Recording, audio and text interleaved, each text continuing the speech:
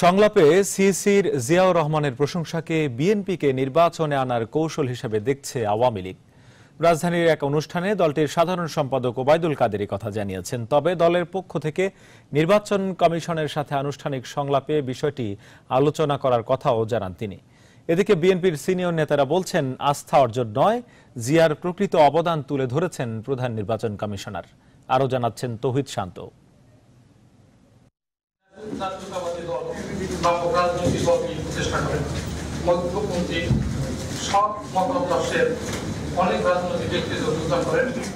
নির্বাচন কমিশনে আনুষ্ঠানিক আলোচনায় প্রধান নির্বাচন কমিশনার কে এম নুরুল হুদার এই বক্তব্য বিএনপিকে নির্বাচনে আনার কৌশল হিসেবে দেখছে ক্ষমতাসীন দল আওয়ামী লীগ। সোমবার রাজধানীর কৃষিবিদ ইনস্টিটিউশনে খাদ্য মেলার উদ্বোধনী অনুষ্ঠানে আওয়ামী লীগের সাধারণ সম্পাদক ওবায়দুল কাদের এমনটাই জানালেন।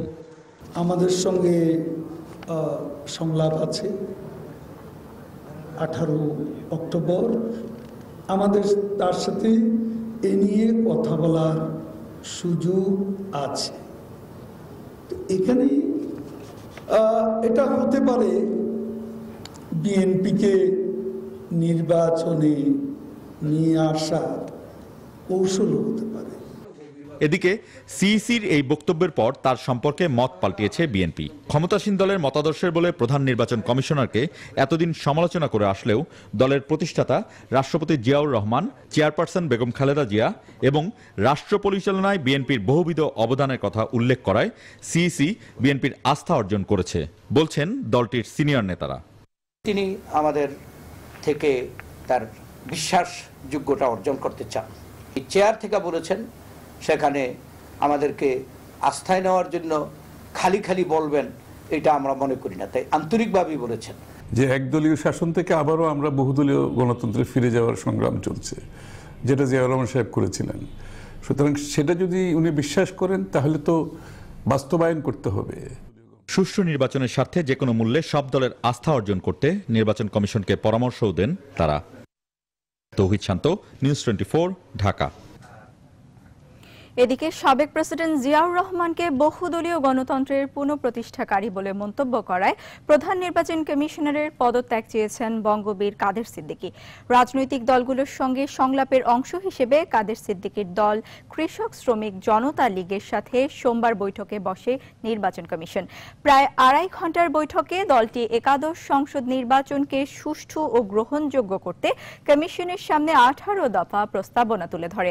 বৈঠক শেষে কাদের সিদ্দিকী সাংবাদিকদের জানান, কমিশন তাদের প্রস্তাবনার বিভিন্ন অংশের সাথে একমত হয়েছে, কিন্তু বিএনপি প্রতিষ্ঠাকে গণতন্ত্র পুনরুদ্ধারকারী বলে বঙ্গবন্ধুকে হেয় করা হয়েছে বলে দাবি করে বৈঠকের পর সংলাপ বর্জনের ঘোষণা দেন কাদের সিদ্দিকী। তবে এই বিষয়ে প্রধান নির্বাচন কমিশনার কোনো মন্তব্য করতে রাজি হননি।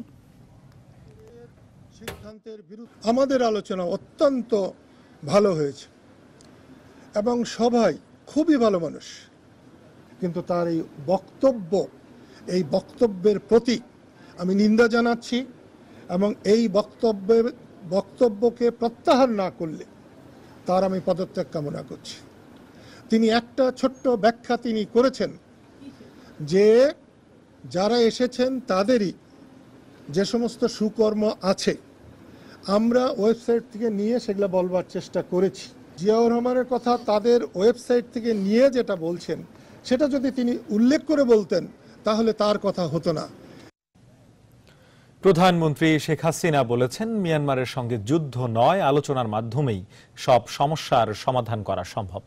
প্রধানমন্ত্রীর কার্যালয়ে এক চেক হস্তান্তর অনুষ্ঠানে কথা বলেন তিনি। মিয়ানমারে নির্যাতনের শিকার হয়ে বাংলাদেশে চলে আসা রোহিঙ্গাদের সমস্যা সমাধানে জাতিসংঘে প্রধানমন্ত্রী যে 5 দফা প্রস্তাব দিয়েছেন তার ভিত্তিতে এই সমাধান সম্ভব বলেও মনে করেন সরকার প্রধান। শাহালি জয় রিপোর্ট। গত আগস্ট থেকে মিয়ানমারের রাখাইনে সেদেশের সেনাবাহিনীর নির্মম জাতিগত নির্যাতনের শিকার হয়ে দলে দলে রোহিঙ্গারা আসছে বাংলাদেশে। জাতিসংঘের হিসেব অনুযায়ী এই সংখ্যা 6.5 লাখ ছাড়িয়েছে। জাতিসংঘ ছাড়াও ইউরোপীয় ইউনিয়ন, যুক্তরাজ্য, যুক্তরাষ্ট্র সহ বিভিন্ন দেশ এই মানবিক সংকটে উদ্বেগ জানিয়ে কড়া সমালোচনা করেছে মিয়ানমারের। সংকট সমাধানে তাই আলোচনার উপর সবচেয়ে বেশি গুরুত্ব দিলেন প্রধানমন্ত্রী শেখ হাসিনা। বাংলাদেশ অ্যাসোসিয়েশন অব ব্যাংকসের 31টি ব্যাংকের পক্ষ থেকে প্রধানমন্ত্রীর ত্রাণ ও কল্যাণ তহবিলে চেক হস্তান্তর অনুষ্ঠানে প্রধানমন্ত্রী বলেন, বাংলাদেশের মানুষের মানবিক গুণ আছে। প্রত্যন্ত এলাকা থেকেও সাহায্য নিয়ে মানুষ রোহিঙ্গাদের পাশে দাঁড়িয়েছে। মানুষ তো মানুষের জন্য, আর আমরা যদি মানবতার জন্য কিছু করতে না পারি আর মানুষের পাশে দাঁড়াতে না পারি, তা আমরা মানব জাতি কেন? কাজে আমরা এটাই চিন্তা করলাম যে যত কষ্ট আমাদেরই হোক, এদেরকে আমরা ফেলে দিতে পারি না। এরা এসছে আমাদের কাছে আশ্রয় চেয়ে, খুব মানবিক কারণেই আমাদের আশ্রয় দিতে হবে। আমরা যুদ্ধ চাই না, আমরা শান্তি চাই, কারণ এই যুদ্ধের ভয়াবহতা এর অভিজ্ঞতা তো আমাদের আছে, কাজে সেটা আর আমরা চাই না। শেখ হাসিনা বলেন, রোহিঙ্গাদের নিরাপদ স্থানে নিয়ে যাওয়ার ব্যবস্থা করা হচ্ছে। সেখানে সাইক্লোন সেন্টার সহ নির্মাণ করা হবে আশ্রয় কেন্দ্র। আমি আমার ছোট বোন রেহানা তখন ঢাকায়, আমরা যখন আলোচনা করলাম, ও শুধু আমাকে একটা কথাই বললো, আজকে ওরা আসছে মানবিক কারণে, বললো যে 16 কোটি মানুষকে খাবার দাও, আর কি 5-7 লাখ লোককে খাবার দিতে পারবা না? আমরা নিশ্চয়ই পারবো না কেন, ইনশাল্লাহ আমরা সেটুকু পারবো। এরপর আমরা ওখানে গেলাম এবং তাদের কিছু কিছু পরিবারের সাথে আমরা মিশলাম। তাদের কথাগুলি শুনে আমার ঠিক সেই 71 স্মৃতিগুলি বারবার মনে আসছিল। 1975 পরবর্তী শরণার্থী হিসেবে বিভিন্ন দেশে আশ্রয় নেওয়ার কথা উল্লেখ করে প্রধানমন্ত্রী বলেন, মাতৃভূমি থেকে বিচ্ছিন্ন থাকার যে যন্ত্রণা তা তিনি ভালোভাবেই উপলব্ধি করতে পারেন।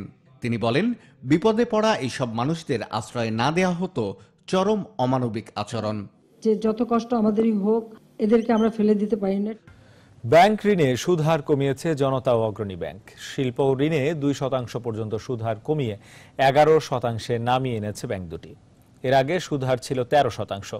পরিচালনা পর্ষদের অনুমোদন সাপেক্ষে জনতা ব্যাংক নতুন সুদ হার চলতি মাসের 1 তারিখ থেকে এবং অগ্রণী ব্যাংক সেপ্টেম্বর থেকে কার্যকর করেছে।